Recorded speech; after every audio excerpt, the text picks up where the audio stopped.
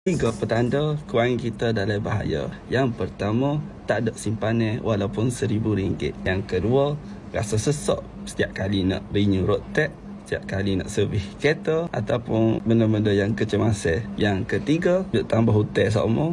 Hutang lama tak selesai lagi, duk tambah hutang baru. Tips kewangan untuk wanita bujang yang nak kumpul duit kahwin. Dah ada calon ke belum ada calon? Boleh tengok, okey? Lelaki scroll laju-laju. Pernah tak adik-adik terfikir untuk meminta emas sebagai hantaran atau emas kahwin? Ini adalah tips genius yang saya dapat daripada rakan saya. Macam ni adik-adik. Adik-adik letakkan target untuk menyimpan sekurang-kurangnya 10 dinar emas. Kemudian apabila dah jumpa jodoh, dah jumpa calon lah kan. Bila keluarga calon tu datang melamar, adik-adik bolehlah request hantaran 10 dinar. Jadi kan kalau lelaki tu pening. Mana nak cari mah, mana nak cari mah, mana nak cari 10 dinar ni. Adik-adik pun keluarlah dengan adik punya 10 dinar. Adik jual kat dia. Duit dapat lah? Dapat. Lepas tu bila kahwin, nikah, dapat balik 10 dinar tu? Dapat. Duit dapat, 10 dinar dapat secara percuma. Itu semua sedikit antara perkongsian di TikTok tentang bagaimana merancang kewangan. Tapi hari ini kita nak bicara mengenai perancangan kewangan dan keluarga, khusus untuk wanita lah. Tetapi suami, lelaki kena tahu. Dia seimbang lah. Dia tolong-menolong ataupun saling ingat mengingatkan. Okey, kita nak perkenalkan dua tetamu kita. Terima kasihlah kan. Cuti-cuti umum pun mereka bersama dengan kita. Di sebelah saya, Dr. Siti Aisyah Yahya selaku pensyarah Pusat Kajian Dakwah dan Kepimpinan Fakulti Pengajian Islam Universiti Kebangsaan Malaysia. Apa khabar? Baik, alhamdulillah. Selamat tahun baru. Okey, kita jumpa lagi dan juga kita bersama. Tak jumpa. Sebab tahun lepas jumpa. Kita bersama dengan Cik Samsudin Kadir, perunding keuangan kita untuk hari ini yang boleh membantu penonton-penonton kita. Ya, Cik Samsudin ya? Ya. Alright. Cik Samsudin, azam tahun baru ni dalam kewangan. Cik Samsudin sebagai seorang lelaki ni apa katanya?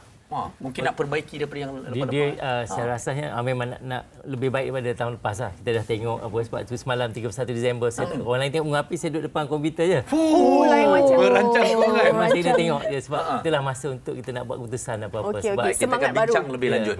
Okey, kita nak tanya kepada doktor terlebih dahulu. Kita bercakap mengenai keuangan khususnya untuk wanita yang mana dalam institusi keluarga pun memang memerlukan wanita untuk membantu keuangan keluarga dan juga bagaimana agaknya kalau kita melihat dari segi strategi untuk tahun 2024 ni untuk kita memperkukuhkan keuangan kita.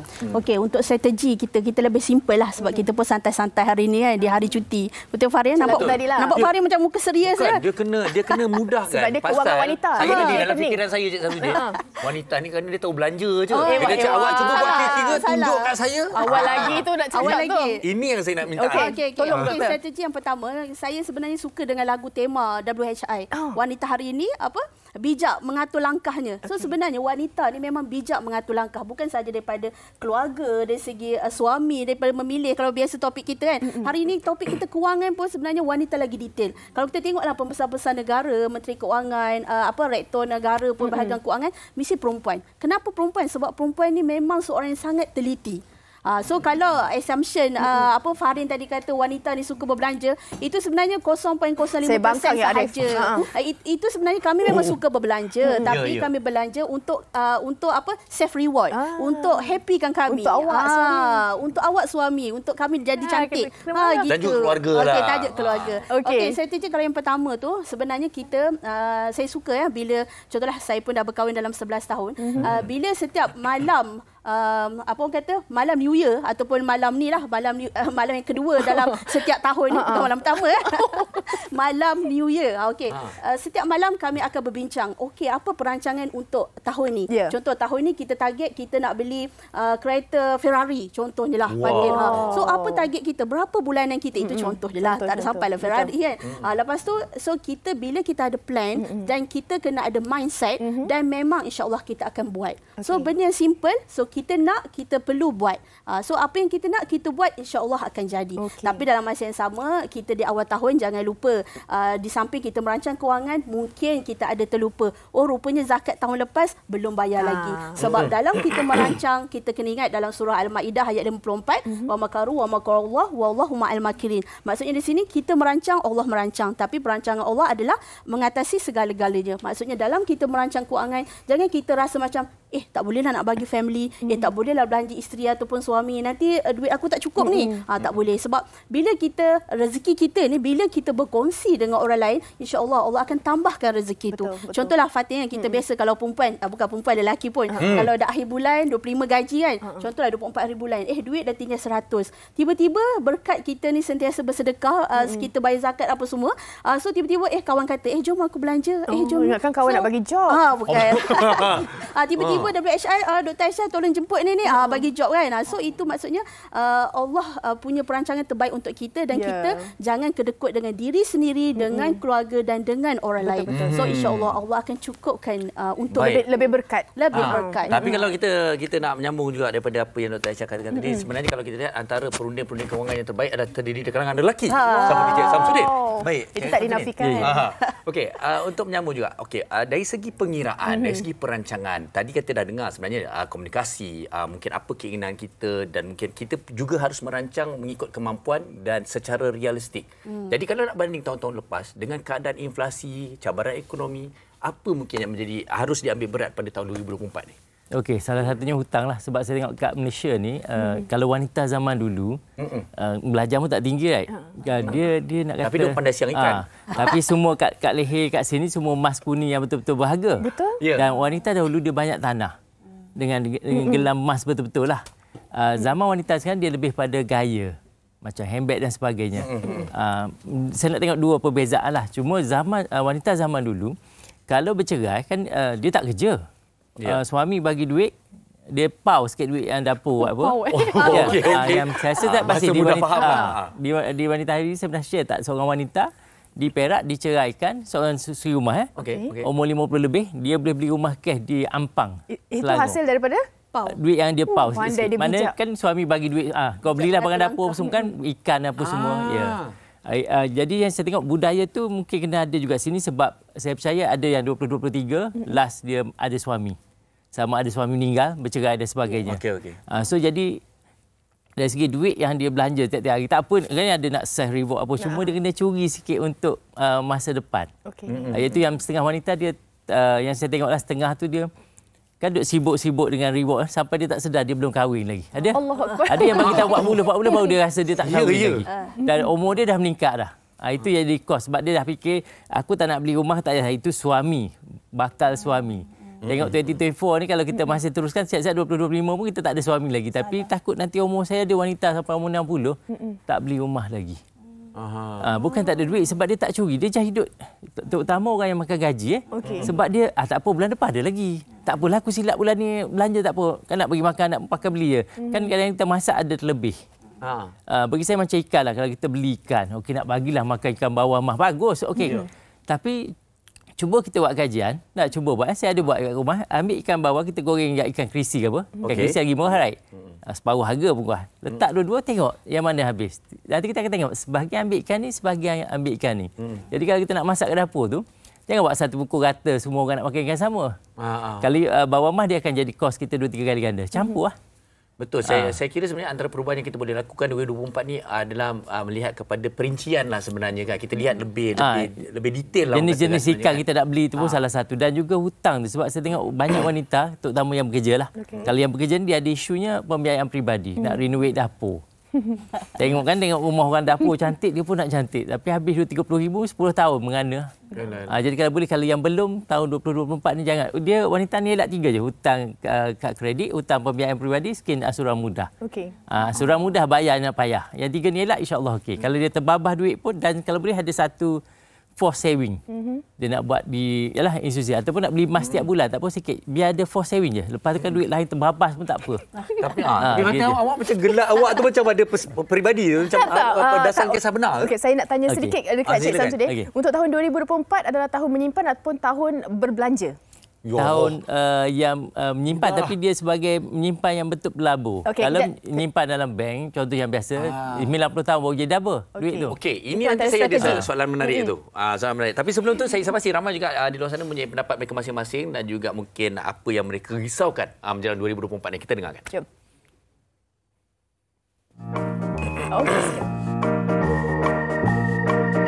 Saya sebagai seorang isteri, ibu, kita ada planning lah untuk family pada tahun depan. Jadi kita disebabkan kalau ikut 2024 ni buka sekolah bulan 3, dia sama sekali dengan bulan puasa kan.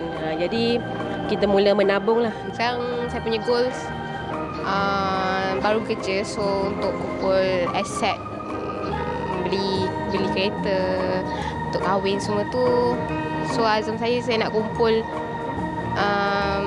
macam buat ni lah, finance punya budget lah. Okay, azam saya pada tahun ni adalah untuk lebih bijak lagi dalam menguruskan kewangan saya. Mungkin kurangkan dari segi membeli and then mungkin saya akan fokuskan lebih lagi dalam perbelanjaan simpanan saya untuk keluarga dan juga saya. Azam kewangan 2024 saya adalah dengan lebih meneliti dalam berbelanja, sebab dalam 2024 ni kita tak tahu apa yang akan mendatang di hari esok. Jadi kita sebagai rakyat Malaysia perlulah bersedia dan menguruskan perbelanjaan dengan lebih baik. Penting menguruskan perbelanjaan dengan lebih baik, dan juga kita kena tekad dan juga jangan ada orang kata inilah gangguan untuk kita berbelanja. Kalau kita tengok kita berdua kan tadi awal ada Sugi kat sana tengah pegang kalkulator, dia tengah buat kira-kira tu untuk 2024. Tapi sebenarnya ini menarik juga kalau kita lihat seperti kita ramai yang bekerja sendiri dan sebagainya, dan mungkin kalau dibandingkan juga dengan wanita yang bekerja suri rumah. Mungkin kita bekerja secara freelance, ada yang mereka bekerja tetap dan sebagainya. Segmen wanita yang berbeza-beza ni, adakah sepatutnya mereka juga mempunyai perancangan yang berbeza-beza? Dan ada orang kata wanita yang ada pendapatan sendiri ni lebih selesa, lebih selamat. Itulah juga yang mungkin terboros lebih juga. Manalah kita kan. Okey, doktor. Okey. Doktor nak soalan untuk saya. Boleh. Okey, bagi saya dua-dua ni apa-apa sahaja ilmu, contohlah berkaitan dengan emosi, perasaan dan kewangan pun sebenarnya kena ada ilmu pengurusan kewangan. Kalau kita ada ilmu pengurusan kewangan, memang kita apa-apa pun, kita bekerja ke, kita freelance ke, kita sebagai suri rumah ke, suri rumah pun ramai sekarang ni kan. So it's okay, tak ada apa. Yang penting kita ada ilmu pengurusan keuangan. So bila kita ilmu, contohnya lah kalau saya tengok daripada macam contohlah kalau kita tengok kawan-kawan saya yang suri rumah, kadang-kadang saya kagum. Kita tengok macam, wah kak, banyaknya gelang. Biasalah kalau kita tengok suri rumah ni, kita tengok gelang dia banyak kan. Berbanding saya yang bekerja ni sikit je kan. Ada satu dua je kan. Jamas. So kita sikit je. So sekarang ni adalah pengurusan keuangan. Dan saya sukalah, saya bagi tips lah kepada perempuan di di luar sana. Saya pernah jumpa seorang kakak ni. Saya tengok dia, saya cakap, kak, macam mana akak berbelanja? Macam banyak je duit akak. Lepas tu dia kata, Aisyah, akak buat macam ni. Contoh, setiap kali suami dia bagi duit 500, contohlah, okey, tahun ni abang bagi untuk handbag 200, untuk 300 tu contoh beli kasut untuk tahun ni lah. Mungkin itu adalah untuk handbag dan kasut untuk raya. Tapi dia ni bijak berbelanja. Ialah moto wanita hari ni kan, bijak berbelanja kan, bijak mengatur langkah kan. So wanita ni yang mana suami dia bagi 500 tadi, dia pergi shopping complex, dia cari yang less. Contohlah macam diskaun kan. Contohlah year end sale sekarang ni kan, ataupun sekarang ni banyak less untuk sampai ke Happy New Year, untuk Chinese New Year semua ni, 11, 12, 13 Shopee semua tu. So bila dia dah ambil yang less, duit yang diskaun tu dia simpan. Dan dia simpan bukan sahaja disimpan semata-mata Farid, tapi dia juga boleh beli dalam 2 bulan, 3 bulan simpanan yang baki suami dia bagi tu, dia boleh beli gold bar, dia boleh beli emas. Dan ada juga saya jumpa kawan-kawan saya yang dia gunakan duit tu untuk dia jual kecil-kecilan. Contoh dia jual aiskrim Malaysia, dia jual kuih-kuih, tapi hasil daripada duit yang suami dia bagi buat tadi. Modal kecil-kecilan. Buat modal kecil-kecilan. Itu yang Cik Samsudin cakap tadi kan, dia ambil sikit kan. Tapi saya nak betulkan, saya murnikan ayat Encik Samsudin tadi lah, bukan curi. Kalau perempuan ni bukan curi. Bukan juga pau.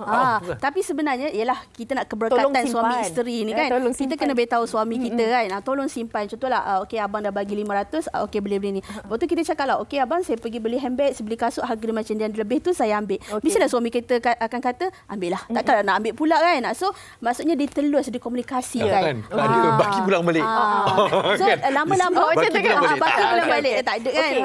Tapi apa yang dikongsikan doktor ini lebih kepada isteri suri rumah yang ada kebergantungan kepada suami. Tapi kita tak adil jugalah untuk penonton di luar sana. Mungkin ada yang suri rumah ataupun masih lagi bujang, masih bekerja dalam bekerja sendiri. Bagaimana agaknya mereka nak buat perancangan supaya mereka ada lebihan ataupun strategi mereka untuk 2024 ni, Encik Samsudin? Okey, antara benda yang mudah saya tengoklah yang sebab kan simpan duit dalam bank nanti dah link kan ada setengah tempat tabung haji dan sebagainya. Betul, link betul. keluar juga. Kena cari benda yang susah. Jadi saya tengok setakat ni lah. Few years ni saya dapat emas. Beli emas. Kalau nak beli perhiasan, kalau nak beli yang jongkong. Cuma jongkong tu kalau jual balik lagi tinggi lah.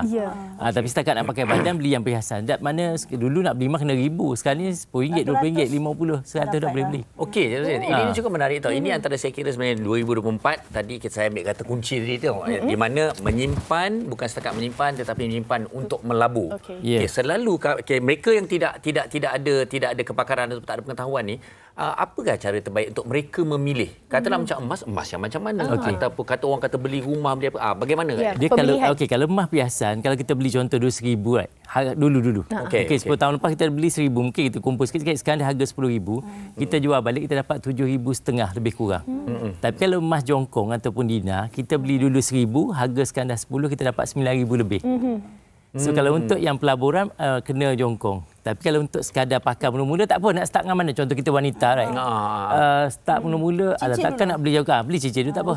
The moment dah ada dah kat sini at least yang sekadar yang perlu, lebih tu baru kita pergi ke sana. Dan tukar. Dan contoh kalau yang freelance dan sebagainya kan dia tak boleh kena ikut orang makan gaji, dia boleh potong 30% sebab freelance kadang-kadang bulan ni ada, bulan depan tak ada. Betul. Banyak bagaimana? Jadi sama buat tengok kita punya kalau let's say suami dah tanggung hidup kita, kita boleh ambil separuh daripada ini ada freelance. suami lah. Mana kalau suami tanggung. Mana kalau kita dapat job tu RM1,000, kita buat rule. Okey, 50% kita beli emas. 50% enjoy. Ada enjoy. Okey lah. Kalau kita macam tak cukup setengah, 1/3. 1/3 tu kita buat beli emas dulu. Ataupun simpan di tempat yang kita susah nak keluar. Saya nampak lepas Cik Samsudin cakap ni, Fatin 2024 dia akan banyak emas, banyak enjoy. Sampai sini. Sampai sini. Okey, mungkin di hujung ni ada nasihat ataupun kata-kata semangat untuk wanita di luar sana untuk tahun 2024 ni. Ada banyak orang kata cabaran tapi mereka mampu menguruskannya, doktor. Okey, bagi saya satu benda lah. Apa-apa kita buat kena ada ilmu. So, kita di awal tahun ni kita cuba muhasabah diri kita. Tahun 2023, duit aku pergi mana? Mungkin kita banyak lawa tengok benda-benda yang contohlah dekat Shopee ke apa kan. Kita banyak sekarang ni release tension, kita tengok benda-benda yang orang berjual. Dekat TikTok lah apa semua. Cuba tahun ni kita tengok bila perlu sahaja. So, sebenarnya itu boleh menghalang diri kita daripada berbelanja lebih. Tapi, kalau macam saya sendiri pun, kalau perempuan lah, sebenarnya perlu ada dalam 100 ke 200 ke setiap bulan untuk self reward diri kita. Itu pasti.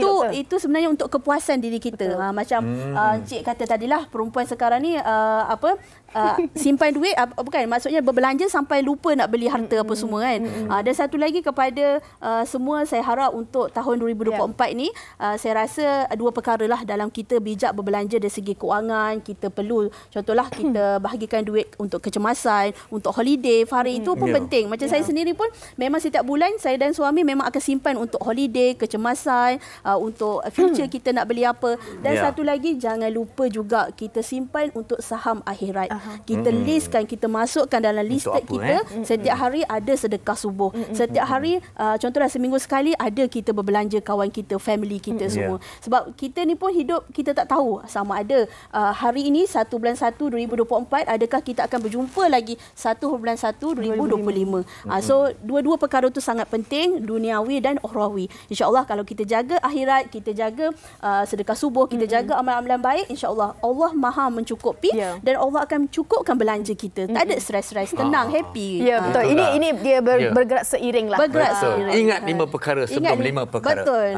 Okey, Cik Samsudin, kita dan juga doktor, kita ucapkan terima kasih kerana hari ini cukup ringkas, cukup padat. Saya kira satu pembukaan untuk 2024 yang cukup baik. Masalah ekonomi memang ni. Cik Samsudin ada apa-apa ringkas? Saya mungkin untuk wanita 85% yang duduk di rumah orang tua adalah wanita dan 60% wanita tidak ada pencen. Fikir-fikirkanlah untuk tahun 2024 buat sesuatu. Kalau kita ada dah duit rumah sebuah atas nama kita, kita dah ada duit untuk pageant, nak enjoy lah. Okey, tapi sebelum tu betul. fikirlah tentang dua kenyataan. 85% kita, Fatin? Betul. Nak kongsikan tak?